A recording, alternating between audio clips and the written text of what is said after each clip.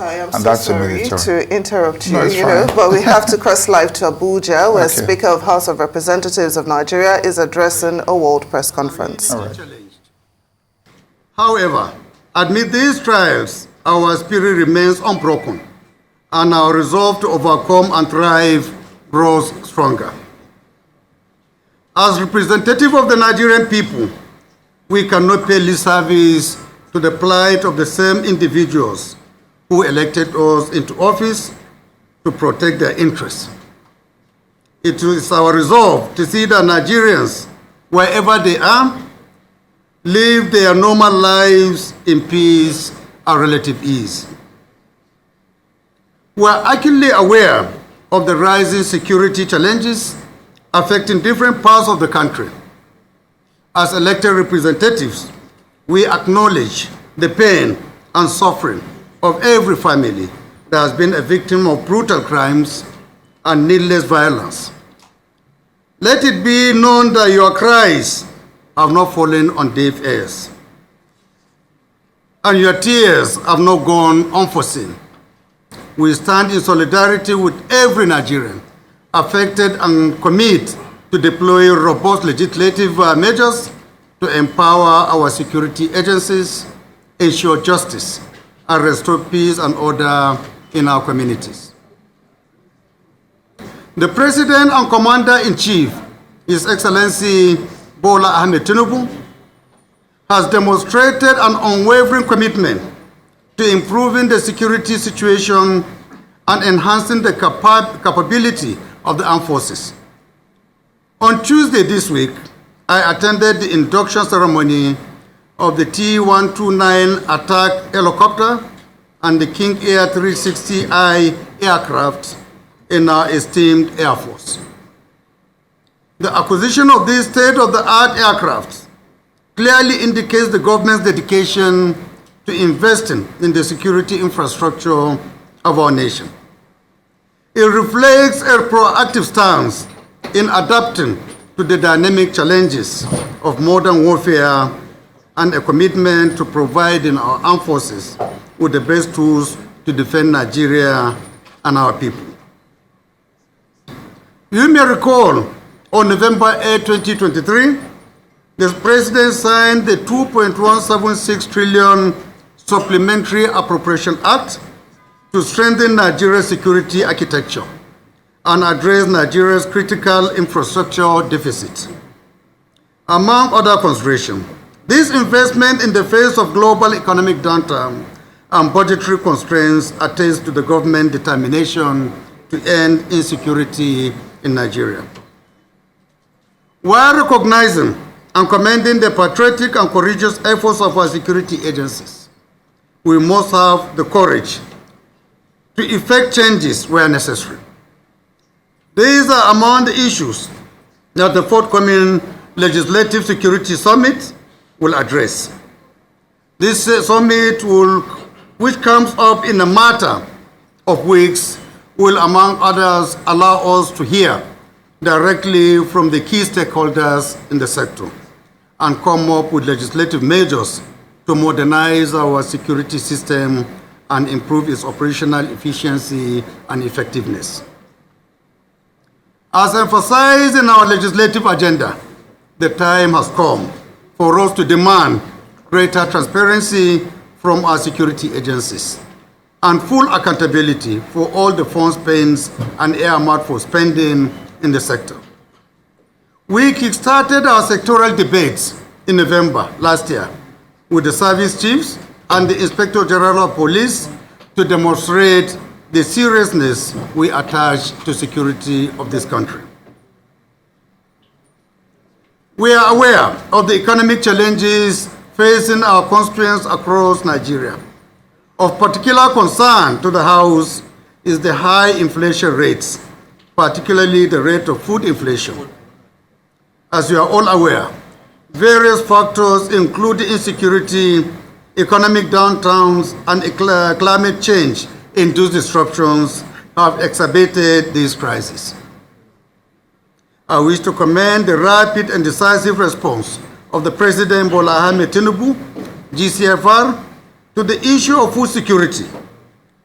The 2023 supplementary budget provided a 200 billion naira palliative package, mainly for grains, seeds, agricultural inputs, and equipment for farmers. This momentum has been sustained in the 2024 budget, which has significantly improved the budgetary allocations to all critical sectors of the economy, especially defense, healthcare, education, and infrastructure. In 2023, the President declared a state of emergency on food security, focusing on improving both availability and affordability. Some immediate measures approved the release of fertilizers and grains to farmers and households, particularly given the fallout from the removal of fuel subsidies. Others include boosting the National Strategic Food Reserve and introducing a price stabilization mechanism, especially for critical food items. And just a few days ago, President Bola Ahmed Tinubu has constituted a special presidential committee headed by the Chief of Staff to take immediate steps to arrest the worsening food situation in the country. We in the National Assembly have supported and will continue to support the government's efforts in finding effective solutions to these challenges. For the first time in history of the Nigerian legislature, the 10th House set up a committee on nutrition and food security with a mandate to strengthen the legislative framework for nutrition governance in Nigeria, advocate for inclusion of nutrition in government priority programs, and monitor resource allocation for nutrition in the annual budget estimates. Only a few days ago, we engaged key economic and financial sector actors in the sectoral debates of the House. The Minister of Finance and Coordinating Minister for the Economy, his counterpart at the Ministry of Budget and Economic Planning, briefed the House on the country's current economic crisis and immediate remedial measures to improve the situation. They were joined by the Governor of the Central Bank of Nigeria, his deputies, and the Chairman of Federal Inland Revenue Service. I wish to reassure all Nigerians that the House will prioritize funding for programs and initiatives to alleviate hunger and enhance security. We are fully committed to supporting policies that will stimulate our economy, provide relief, and ensure relief is felt in every home. In addition to promoting security so that farmers can feel safe to return to their farms, the House will support import and export policies that stabilize food prices and ensure adequate supply of essential food items at affordable rates, especially for our constituents living in rural areas. We will also propose enacting legislation to enable swift government response to tackle food shortages, including emergency food aid and support for affected populations. As we navigate through these tumultuous times, the importance of unity and constructive engagement cannot be overstated. The synergy between three arms of government, executive, legislative, and judiciary, is paramount. We must function not as an isolated entities, but as a cohesive unit with a common goal, a common vision: the welfare and progress of our dear country. As declared in Section 14 of the 1999 Constitution of the Federal Republic of Nigeria, as amended, the security and welfare of the people shall be the primary purpose of government. This cannot be achieved by one arm of government alone, but by all of us working together for the common good. It also requires greater engagement with citizens who have a duty to hold their selected representatives accountable and demand more government action. The disposition of the President to collaborate with the National Assembly while respecting our independence is remarkable and laudable. I equally commend key advisors and aides of the President for working tirelessly to address Nigeria's multiple challenges. I wish to particularly note the contributions of the Chief of Staff to the President, Right Honorable Femi Gbajabiamila, the Secretary to the Government of the Federation, Senator George Akume, the National Security Advisor, Malanu Rubado, and all other political office holders and aides to the President for their tireless efforts to ensure that the government of Bola Ahmed Tinubu delivers on its promise to Nigerians and the 8-point agenda of this particular regime. In any vibrant democracy, the relationship between citizens and their government is symbiotic, characterized by active engagement, mutual trust, and shared accountability. Constructive citizen-government engagement is the cornerstone of democratic governance, facilitating transparency, responsiveness, and inclusive decision-making. As we mature in our democracy, it is imperative to cultivate a culture of meaningful interaction and collaboration between citizens and government institutions. For these reasons, I call on every citizen to engage in positive and constructive criticism.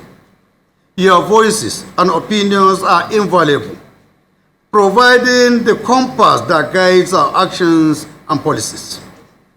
At this juncture, ladies and gentlemen of the press, as the Speaker of the House of Representatives, my colleagues and I invite Nigerians to engage critically with us on important national issues. In fact, we encourage and welcome criticisms, but they must be constructive and targeted at building national unity and cohesion and advancing development.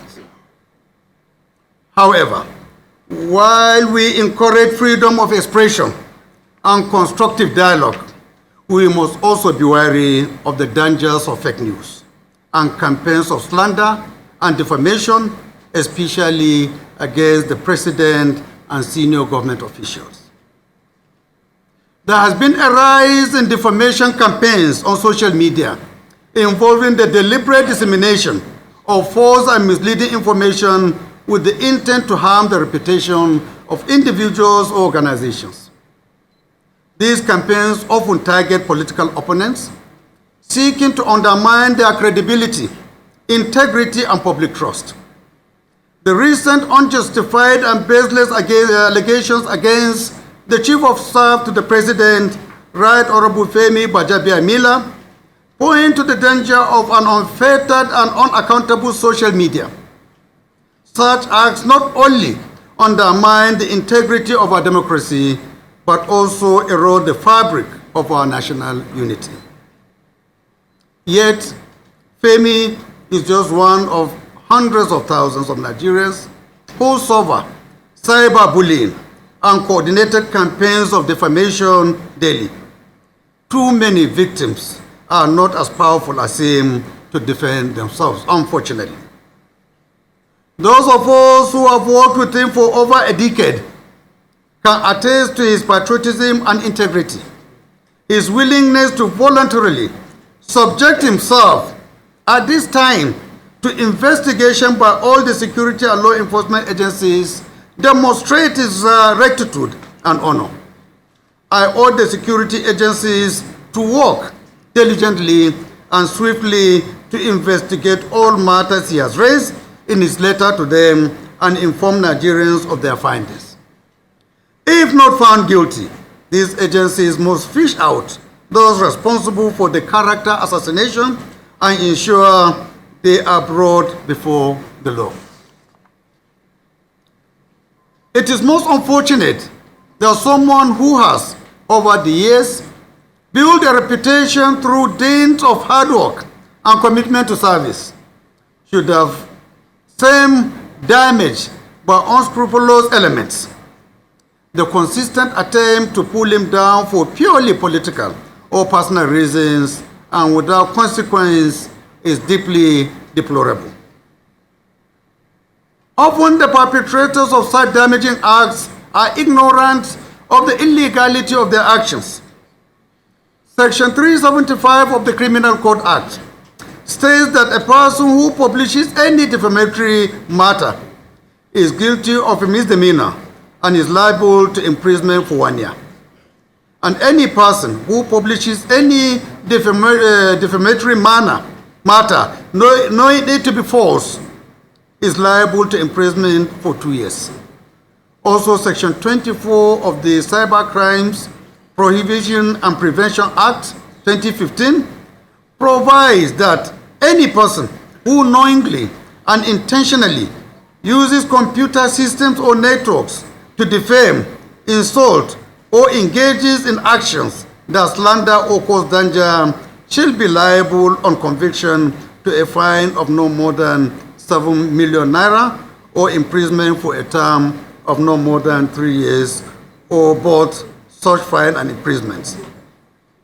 Furthermore, Section 24, subsection 2 of the Act states that any person who intentionally transmits any communication through a computer system to bully or threaten or harass another person commits an offense under the Act and shall be liable on conviction to 10 years and for a minimum fine of 25 million naira.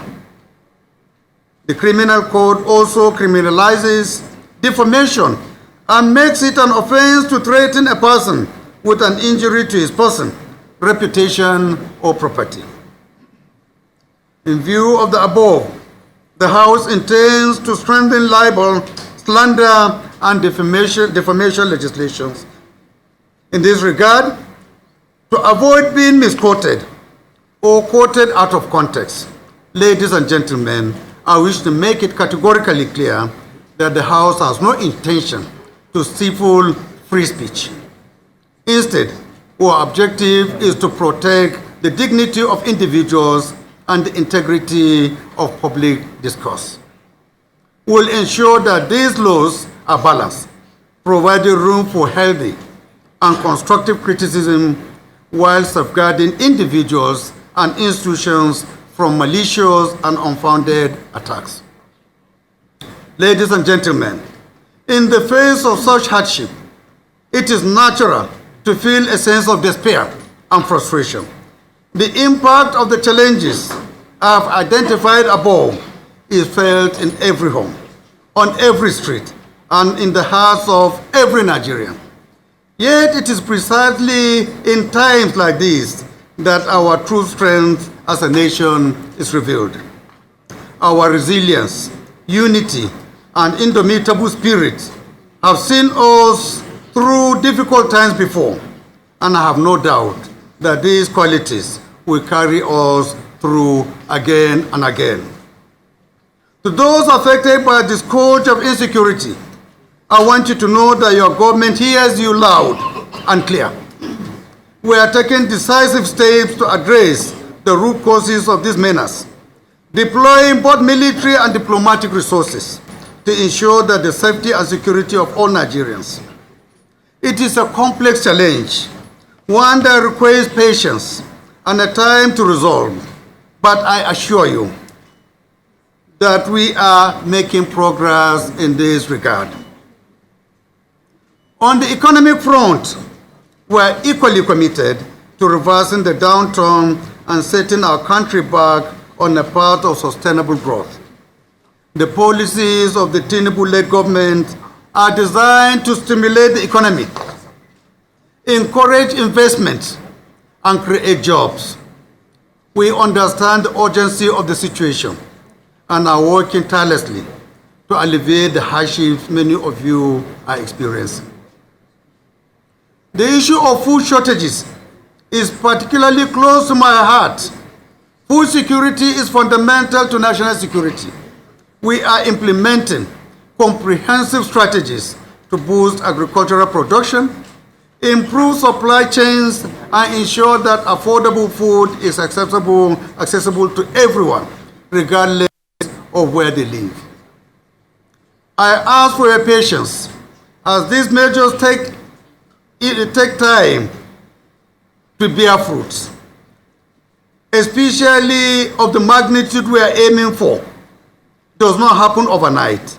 It requires time effort, and most importantly, the support of every Nigerian. Each of us has a role to play in this journey towards a more secure, prosperous, and food-secure Nigeria. Whether you are a farmer, a business owner, a teacher, a student, your contribution matters at this time. Together, we can overcome these challenges and build a brighter future for our beloved country. As your speaker, I am filled with renewed hope for what we can achieve together and collectively. In conclusion, I call upon every Nigerian, from the north to the south, from the east to the west, to join hands in solidarity. Let us support our government's policies. Let us be patient. And let us work together towards the common goal of a better, stronger, and more unified Nigeria. Thank you. God bless you. God bless the Federal Republic of Nigeria. Thank you. Speaker of the House of Representatives, Honorable Tajuddin Abbas, holds a World Press Conference on some pressing national issues such as security, the economy, among others. He promised that the House would soon convene a legislative security summit to find a solution to the security challenges facing the nation and ensure accountability in how security funds are utilized. While sympathizing with all Nigerians on the worsening economic situation, he commended the President, Bola Ahmed Tinubu, for taking strident measures to protect Nigeria's food security by providing palliatives, reducing the cost of fertilizers, and opening the country's food reserves. Honorable Abbas says the legislature will continue to support the federal government to resolve all challenges currently facing the country, including hunger, poverty, and insecurity. He also pleaded with all Nigerians to engage in constructive criticism while steering clear of spreading misinformation, slander, and hate speech, especially online. He is urging the Nigeria police to fish out and punish culprits who engage in defamation and character assassination of the political elite. Finally, he concluded by asking Nigerians for patience and support in these tiring times.